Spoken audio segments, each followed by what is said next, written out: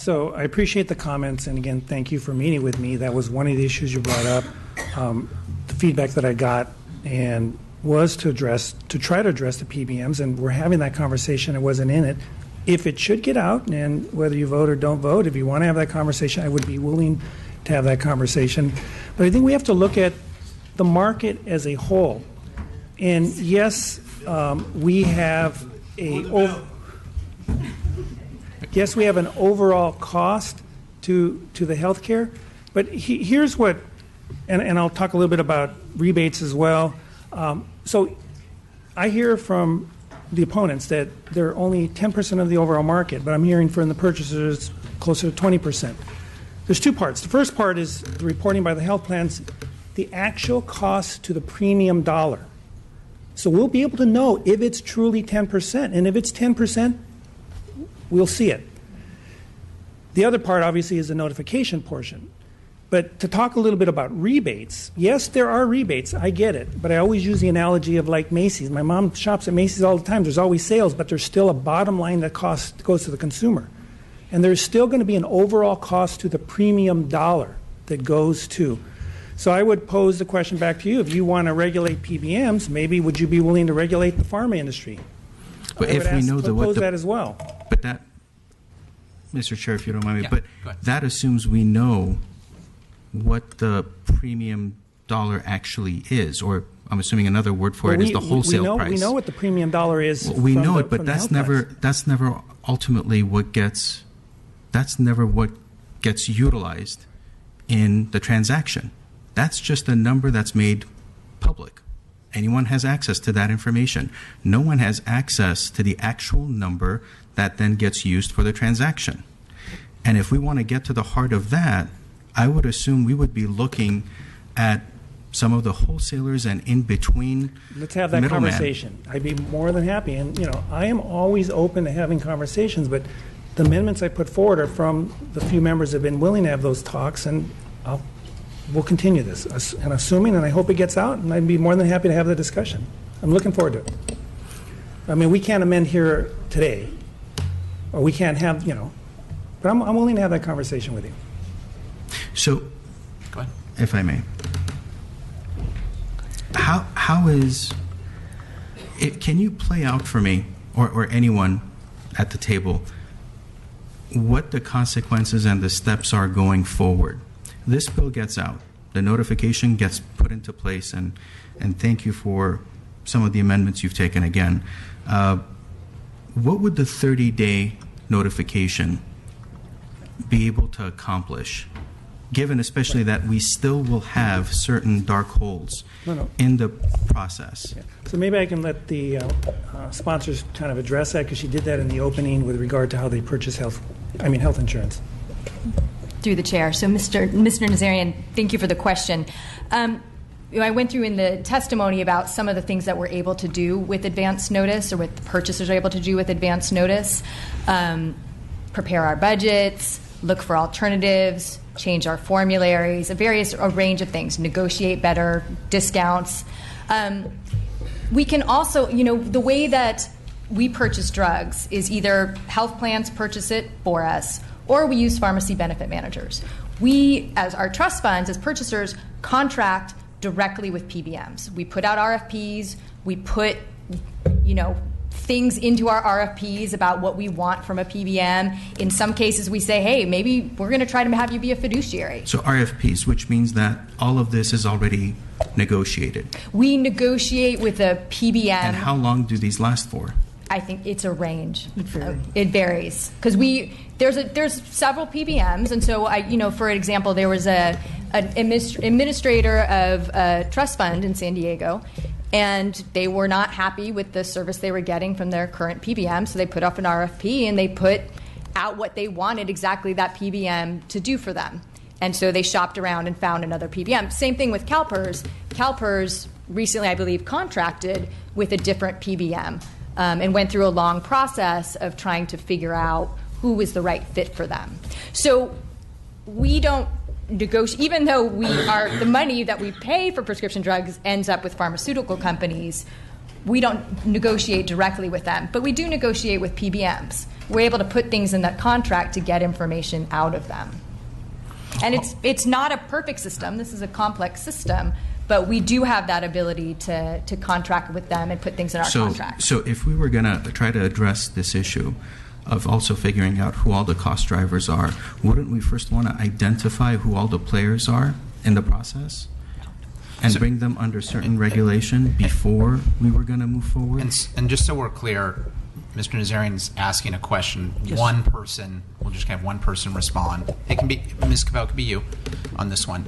And then if he has a question for the opponents or vice versa, direct it one way. But I want to try to keep this moving. Of course, Mr. Chair. Thank you. Beth Capel for Health Access California.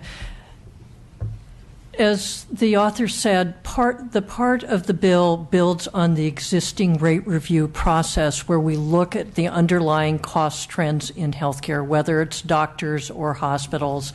And not all health plans use PBMs. So, for example, Kaiser Permanente, as we understand it, does not generally use a PBM. Similarly, other major health plans in California don't necessarily use PBMs. It varies.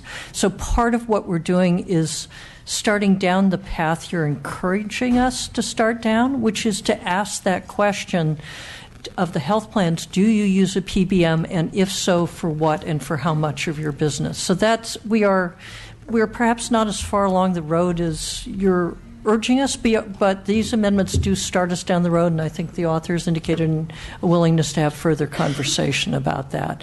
The other part of the bill, the advance notice, would go to both public and private purchasers, including not only health plans, but the PBMs that the trust funds use as well, and very specifically, so that we would know. So that we're trying in that part of the bill to get at some of the complexity that you point to. Mr. Chair, I can go on with questions, but I don't want to hold up the rest of the committee if there are other questions. So there are other questions. I do want you to get your questions answered. I'm happy to come back to it. Okay, so what we'll do is we'll proceed to Mr. Rodriguez is next, followed by Mr. Chu, and then Mr. Nazarian, we can come back to you if they don't get to that. Mr. Rodriguez. Once again, thank you, Senator, for bringing this very important bill to us. It's something that's obviously on everybody's mind, and I know we talked briefly about some of the issue and concern I had, and I don't want to seem I'm kind of reiterating what one of my colleagues have talked about, but I have two reports I've been looking at. One of them is from Forbes regarding Vermont's transparency bill, and the other one is here on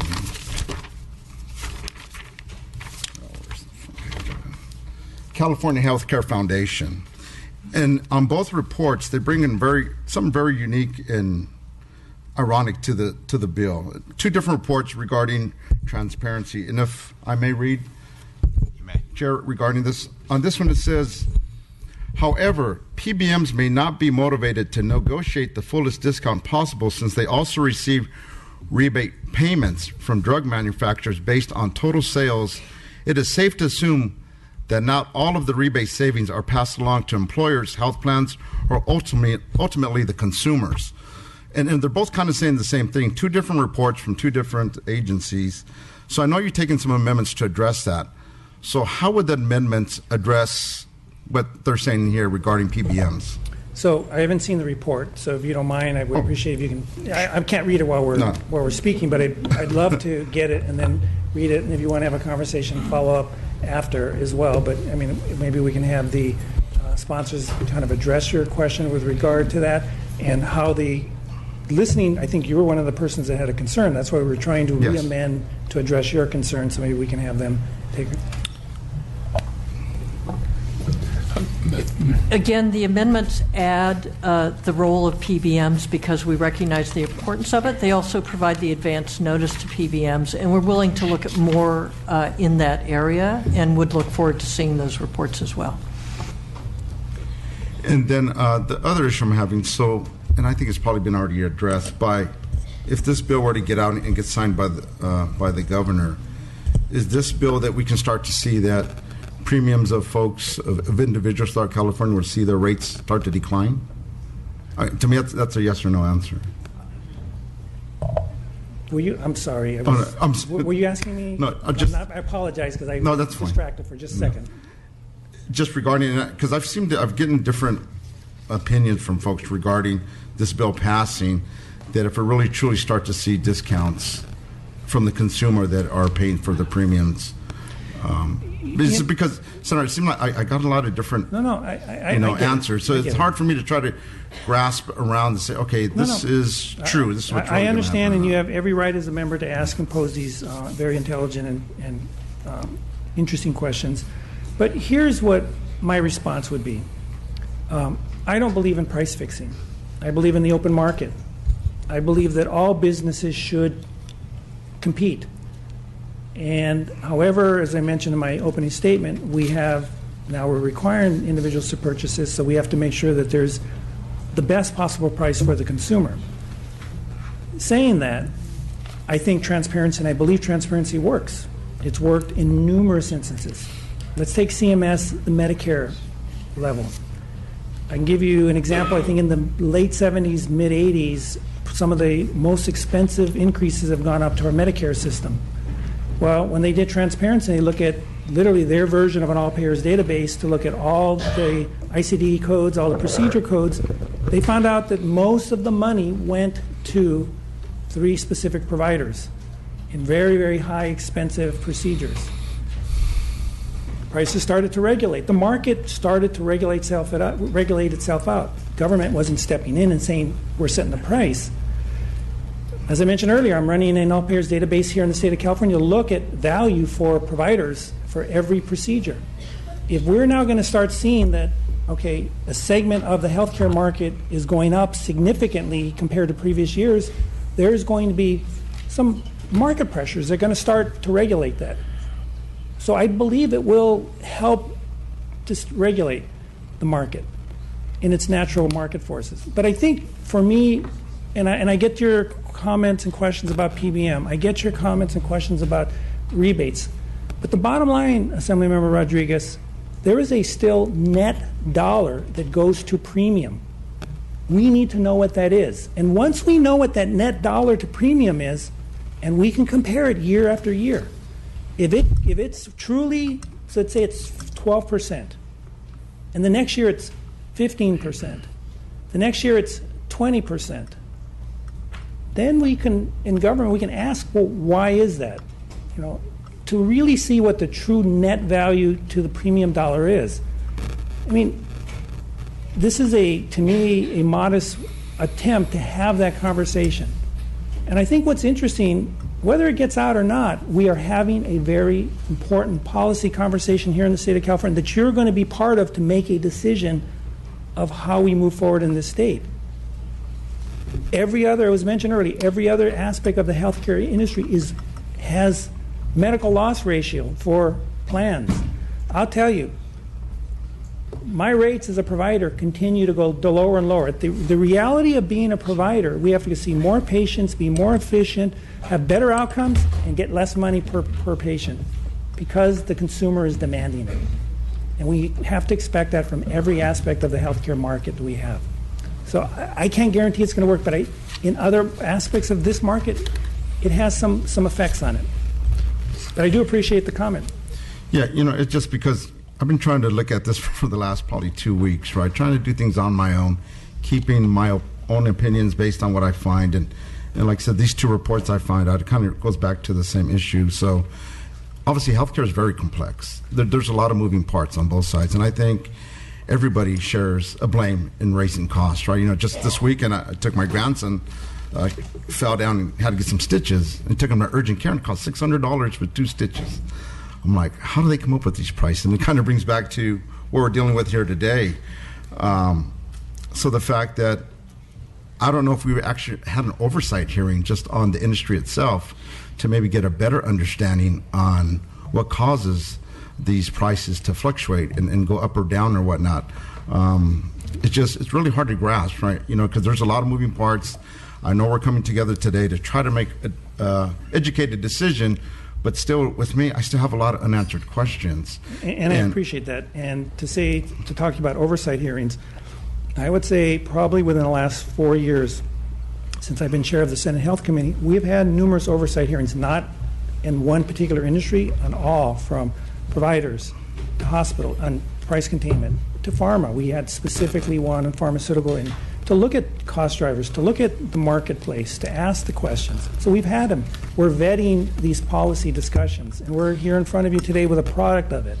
And I'm having an open dialogue with all of you as members and wanting to get feedback to see how we can continue this conversation. Any further questions, Mr. Rodriguez?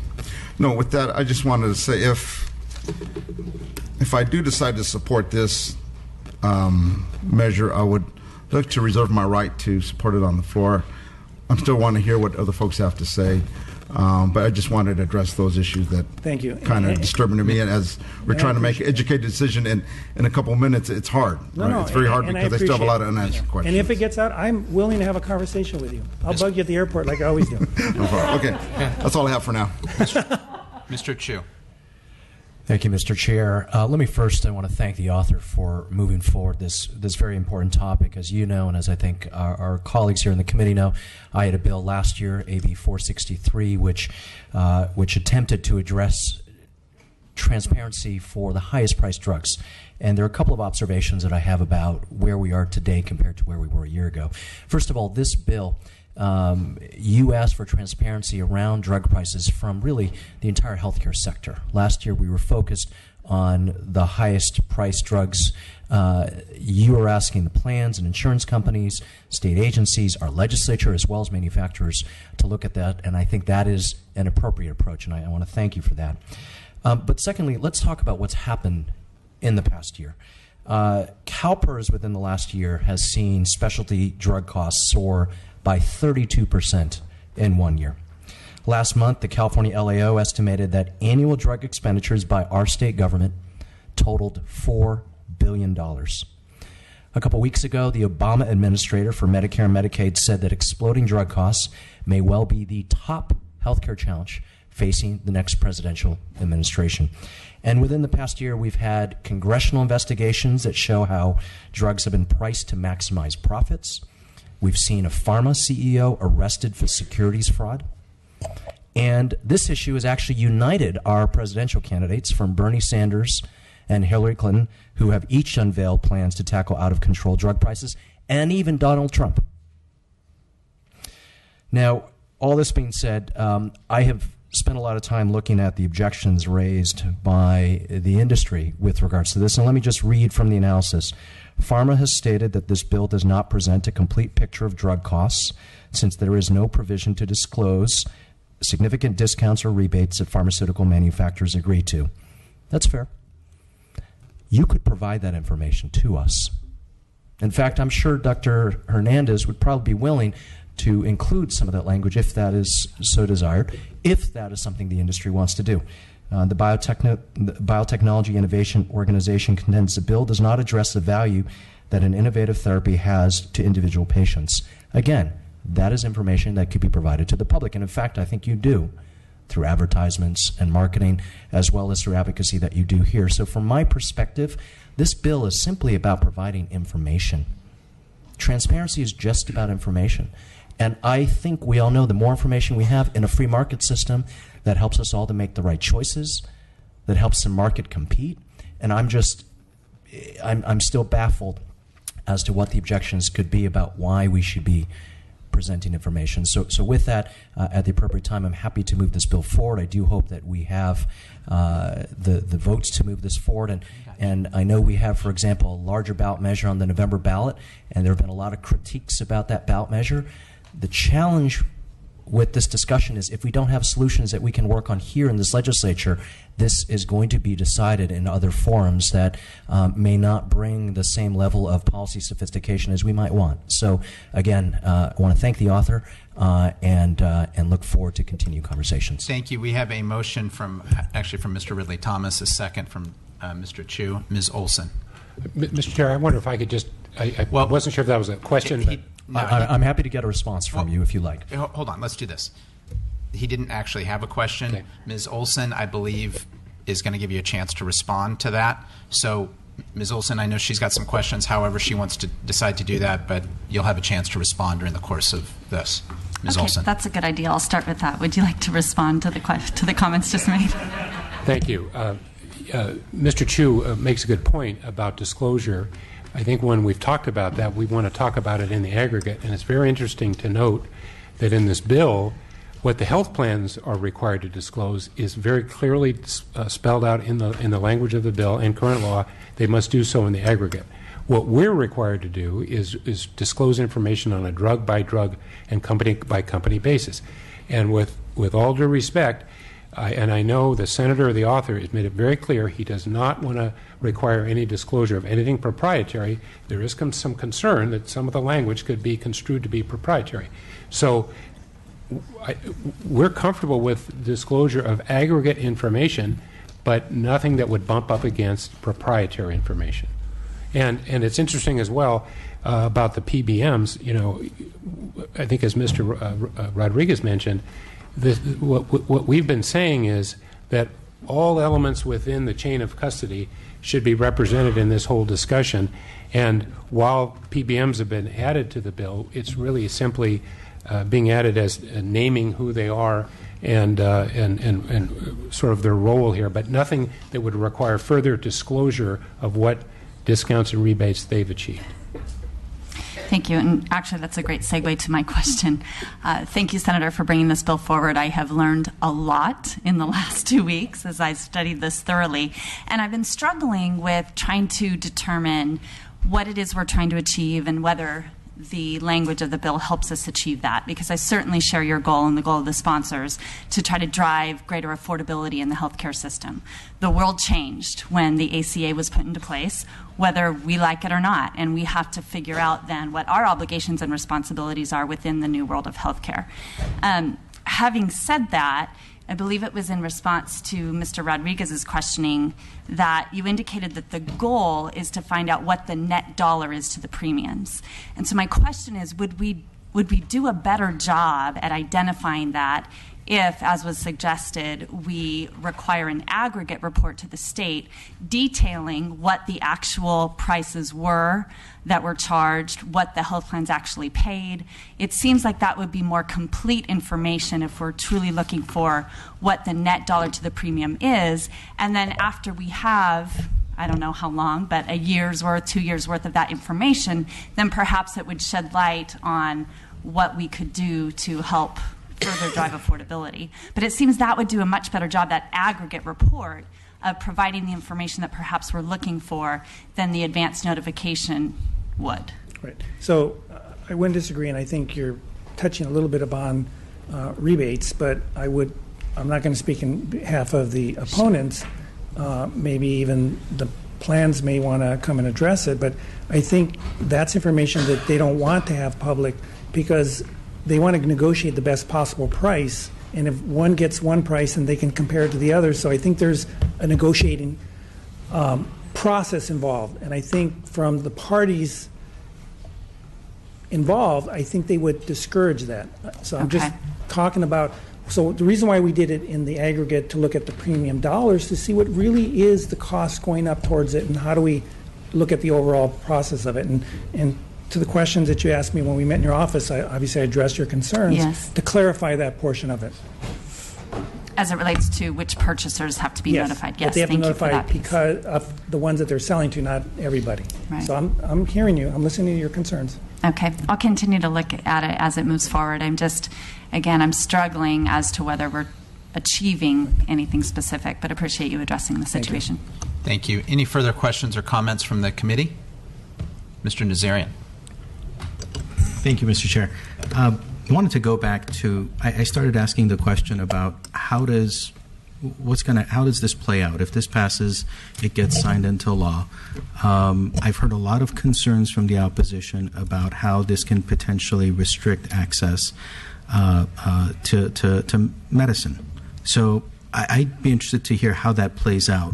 And part of the reason of the question is because, again, I do appreciate you making some amends, but it seemed that it went from 60 days to 30 days, and I just want to understand what the thinking was behind the 60 days or 30 days. So I know I'm asking too many questions at once. If you want to first respond by playing out telling me how this plays out. So for us and for me, the most important thing is to notify the purchasers, to be prepared, to be able to negotiate. How we went from 60 to 30, how do we come up with a lot of things that we negotiate? It's the discussion. It could have been 35 days, 34 days. It's a willingness for me to show you, because I know that was a question you had, that I'm willing to have that conversation. How does it play out? The most vulnerable population I've heard is not going to get drugs. Well, I would venture to say that that's not true. The most vulnerable population, I would say, is on Medi-Cal. Third of the population. And guess what? They don't pay for any drugs. But guess who does pay for it? The state of California. The taxpayers pay for it.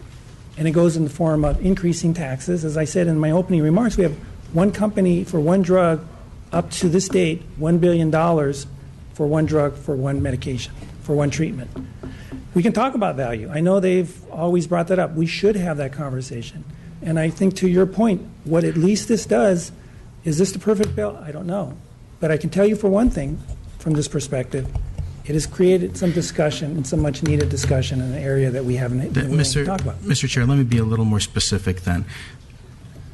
At the federal level, there are certain requirements that these companies need to meet, pharmaceuticals need to meet.